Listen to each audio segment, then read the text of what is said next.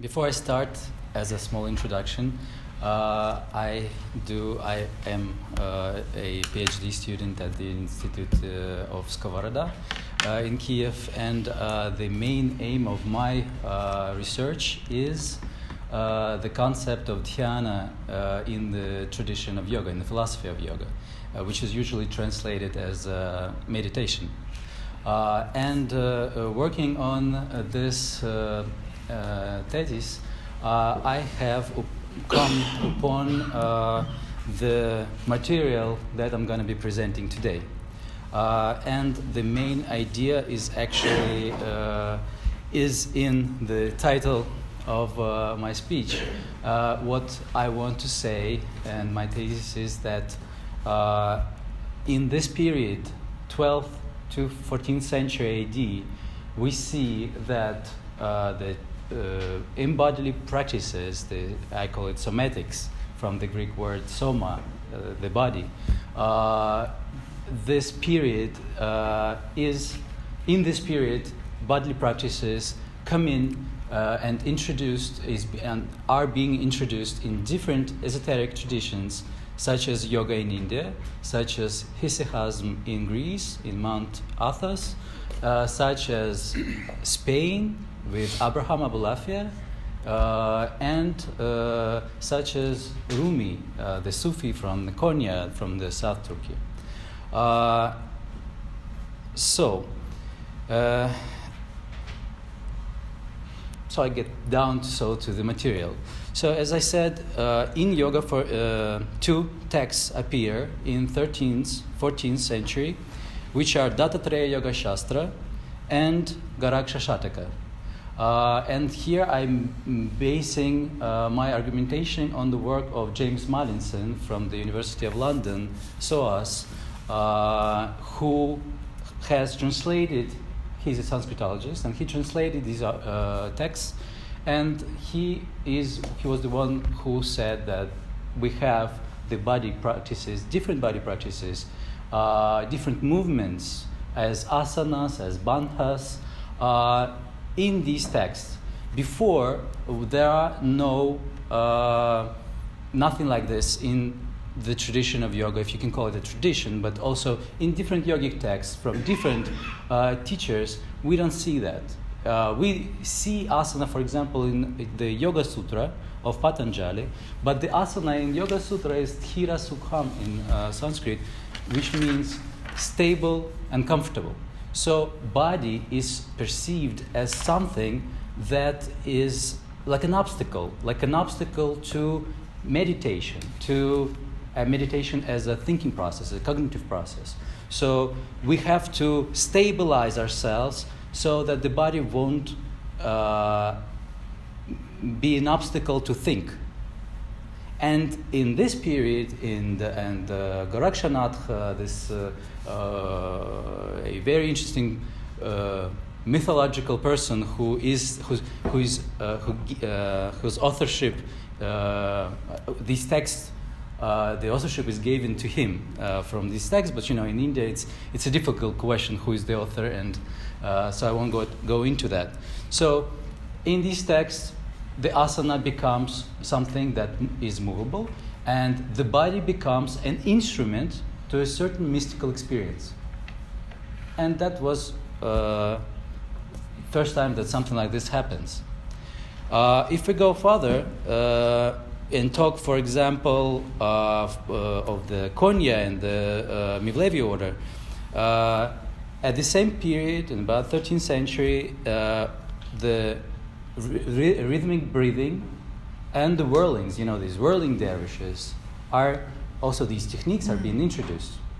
And of course, in almost any tradition that I'm talking about today, there were something going on, and they, like in Sufism, they used to use the breathing techniques. Yeah, in yoga, in early Upanishads, you have pranayama, in the controlling of the prana, the vital breath.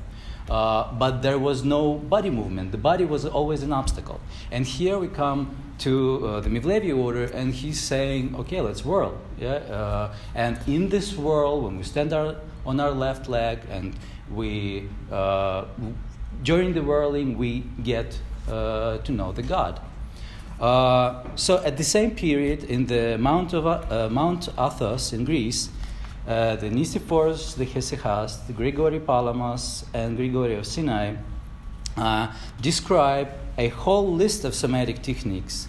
They systemize Hesychast practice and promote it as a sober-minded vigilance, nepsis.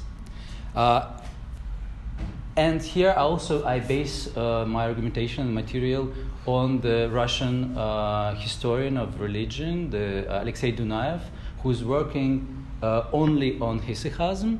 Although we haven't met in life, but we have written to each other, and he picked up the idea, and because from the view of hesychasm, it's also the same,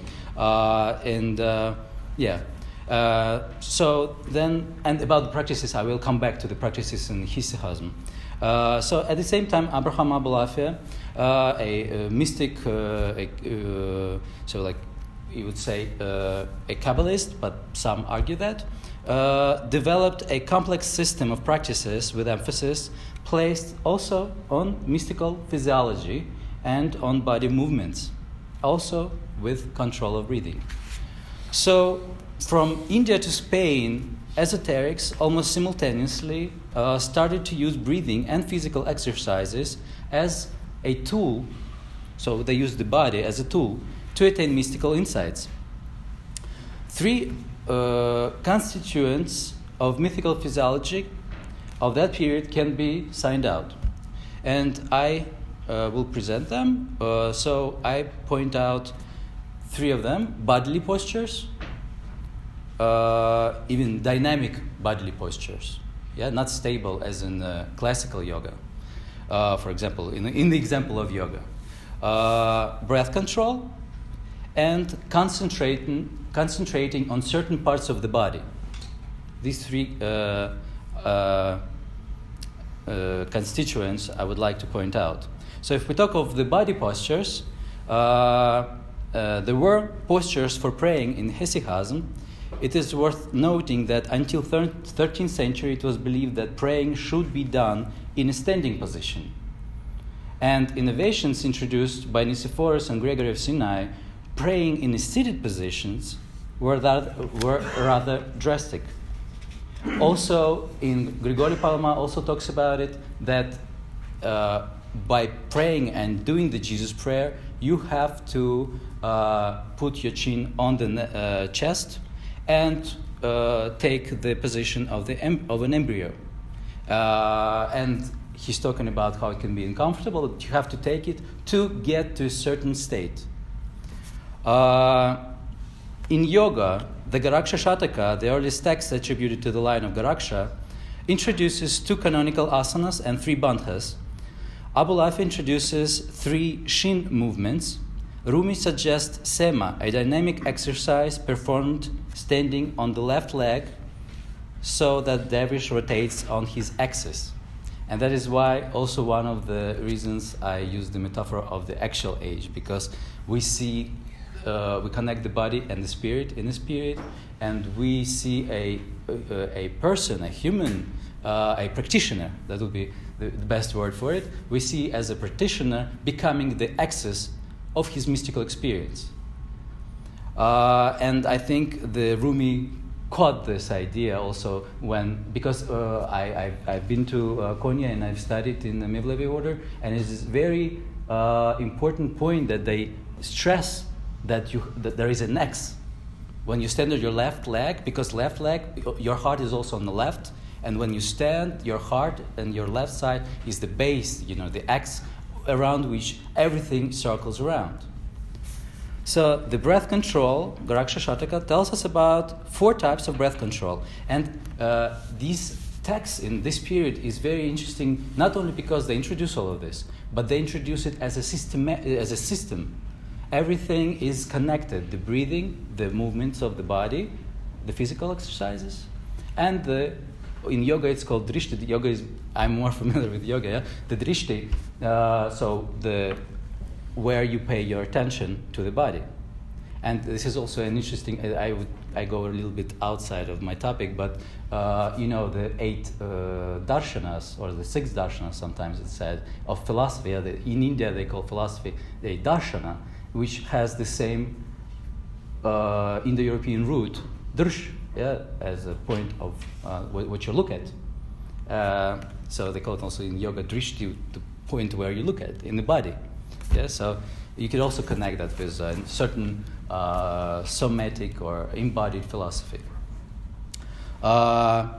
Explanations given by the Hesychasts are less detailed. Nevertheless, they agree that breathing should become slower and give instructions on which part of Jesus' prayer should be said while inhaling and which part while exhaling.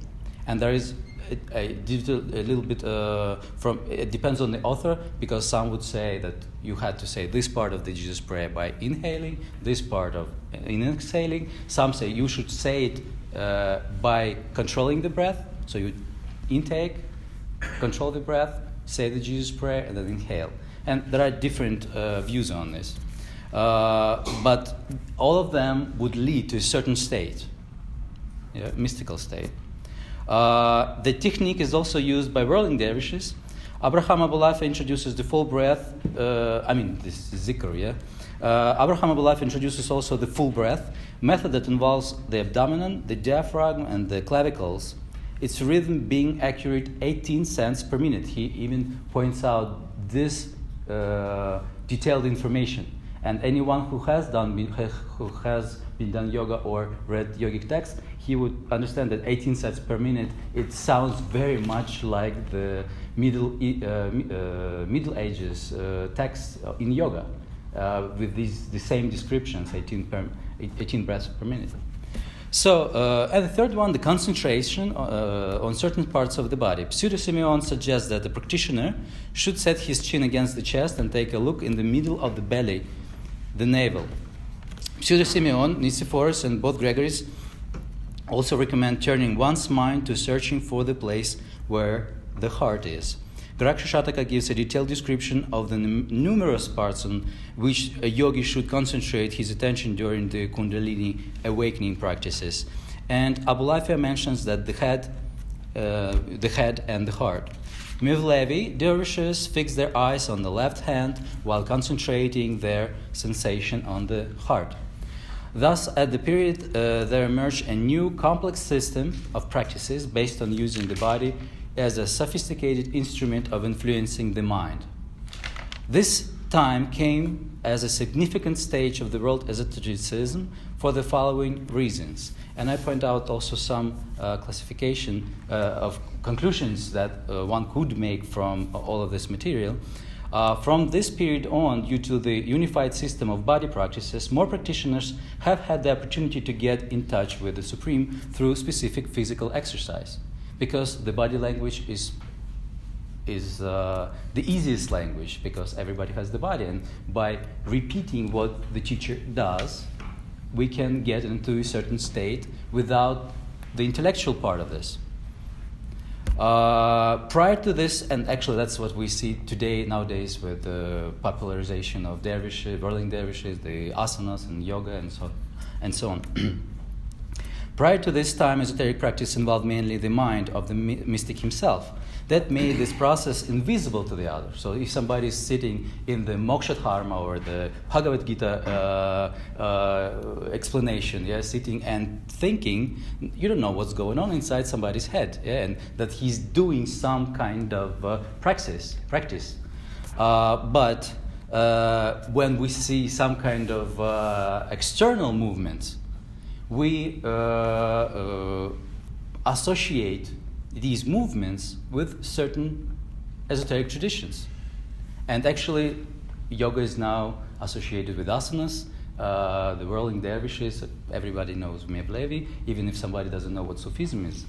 Yeah? So, this becomes a very interesting association with esoteric traditions, and maybe I would think that it popularizes the esoteric traditions. External physical exercises became a symbol of identification for the mystic communities. So now you associate yourself with the group of people who are doing this certain practice because you all do it together. Or even if you do it yourself somewhere in a cave, you're still doing the same practice as the one in some other cave.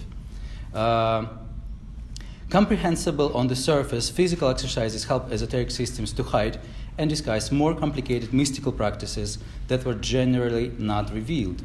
Physical exercises made esotericism more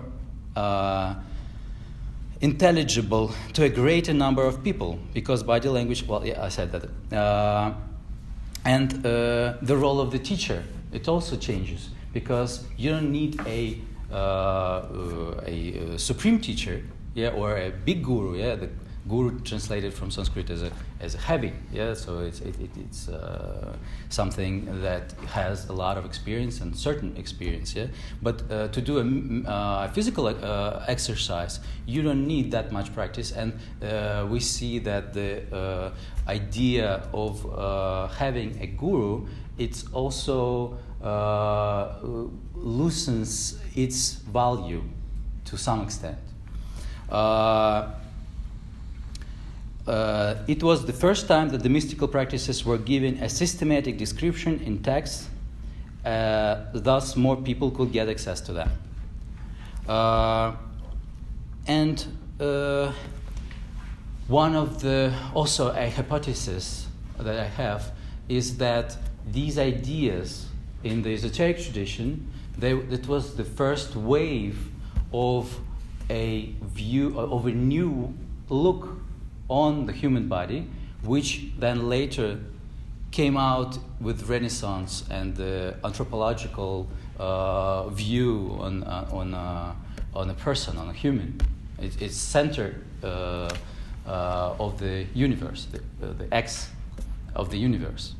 So this period, 12th to 14th century, can be referred to as the actual age of somatics in esotericism that gave origin to the traditions in the very form we know them today.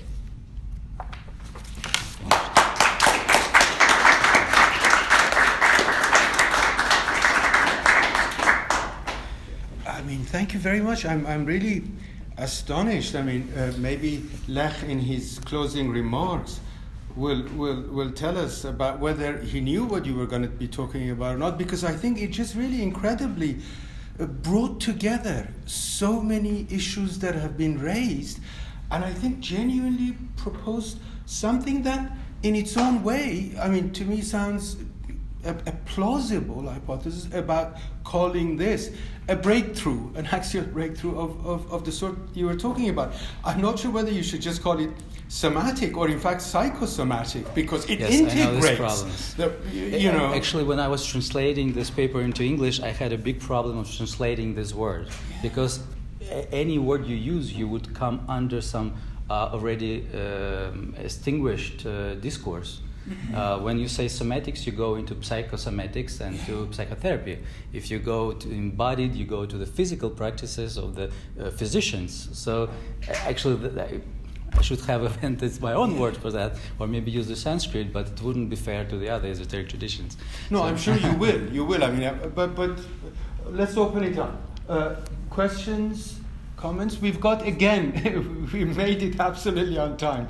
We've got over 10 minutes. We've got about 12 minutes, given when we started, which was about 5 minutes later. Yes? Thank you very much for the fascinating presentation. We've been talking about that's not the mainstream theme, but the hesychasm, the Palamist version of hesychasm. And people writing on interreligious dialogue or comparative religions, they tend to compare these kind of hesychast Christian practices with different Buddhist repetitive prayers and so on. So that narrative is developed. And we know that there are similarities and so on. We call them again axial age of somatics. But what I was always wondering is how did this come to certain to Palama, for instance. There was, of course, the Byzantine tradition, the cathedral, the monastic. There was again mystical tradition starting from Apophatic, then through Simeon the New Theologian, I think his name was right, and then you have this Palamistic synthesis. But how did they get to know that this is the way they should pray? Well, that's a mystery. That's a mystery because, and that's actually that is why I called it the Axial Age, because we see this phenomena that it just happens everywhere, India, Spain, Greece, Turkey. And of course we could assume that there is some kind of root to that, and probably there is, but there is no. Of course, we can see the change in India, and we can explain it in India, but explaining Palama is almost impossible because they just come out with this, and we don't even know if we could know about it if they wouldn't write about it in the polemic with Varlam and so on. So I was so So this Alexei Dunayev that I already mentioned, he doesn't like, of course, the Axial Age, and the term the Axial Age in Russia, when they read my paper, and sometimes it's citated in there was a speech done by Dunayev in Academy of Science in Moscow in Russia, and it of course was very emotional that Axial Age is. And that's why I was very happy in the beginning when some of you and Richard also was saying that there could be two Axial Ages, or the idea of Axial Age is not it's very general in some way. So that's a little bit. I was happy to hear it because in post-Soviet science, you cannot just say. What have they got against it? Now it's post-communist. It's a big. I'm not. I won't be able to go in. We'll come back. But what I wanted to say is that Dunayev, he's a historian, so he really wants to know how exactly it happened, who connected with who. And I think it's possible, actually. 2 years ago, I thought it wasn't possible, but as I learn more about the topic, I find out that we can trace the roots, actually, and we probably do in some time. But what I can say also, the esoterics, they all traveled. If we take the Rumi, he came from, there are dispute about this, but either Tajikistan or Baghdad,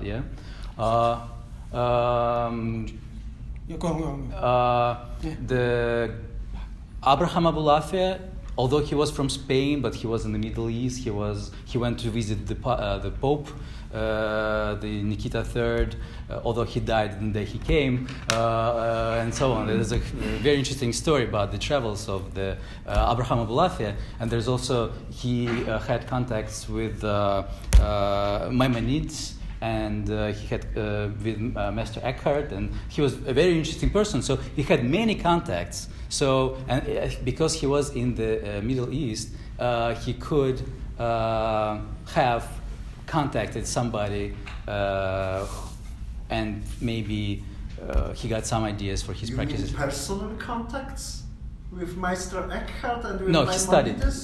He studied. Yes. But Maimonides, I think he had personal. No. Guys, for sure. Try to be brief. I will. What I said now, I take from Gershom Shalem. So that's old-fashioned. Okay, maybe. Okay.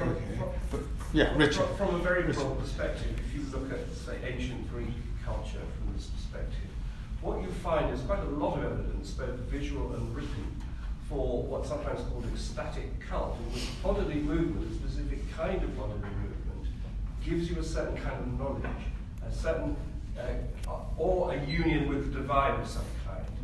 And of course, this is extremely common in cultures. There are comparative anthropological studies of what's called ecstatic cults, in which it's precisely bodily movement which gives you that. Now, in the case of the ancient Greeks, you have, of course, a philosophical tradition which rejects the body, and indeed, similarly in India, you have a high philosophical tradition originating in the Upanishads.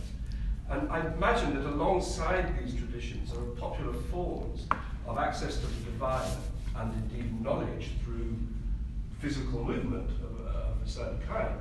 It's not as if it doesn't exist, it's just divorced from what you might call high philosophical culture. So that from a very broad perspective, what you're talking about is a kind of reunion of bodily techniques of enlightenment with a certain kind of high religious or philosophical culture. I mean, that's from a very broad perspective, but these other forms of knowledge through bodily movements should not be completely ignored in all of this. Thank you. And Thomas, will you pass on the more up-to-date sources? Of course. To Dimitri? I would be very grateful for all kinds of references or ideas. Just 2 points of information. I don't know whether how many of you know. I'm right in saying that you yourself are a yoga master. Is that right? That is right. Yes. And I wonder, I mean, because just to note in terms of insider-outsider, that I don't know how much your own existential experience kind of underpins what you've been thinking about.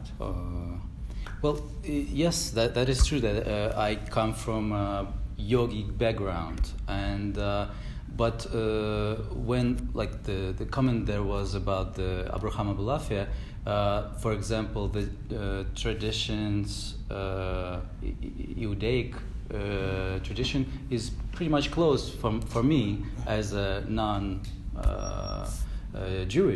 and even I was so interested in the topic, so I went to Israel and spent 3 months learning Hebrew, just to get a glimpse of light on what Abraham Abulafia was talking about. And I also spoke to some religious leaders there, and of course you need to be from an insider to understand, for example, Abulafia, or you have to rely on the studies in this field. And again, it seems that there is practicing what you preach, in the sense that you've been to also India and Persia and Konya. Is that right? Yes. Yeah, so you've covered that. And the good news, I think, for this thesis, I must say, is that Rumi, wherever you place him, he, of course, came out of the Islamo-Persian culture. I mean, his poetry is in Persian, and he moved from what was Islamic Persia to Konya, running away from the invading Mongols. So we have covered, basically, through what you said, pretty much a very, very wide zone.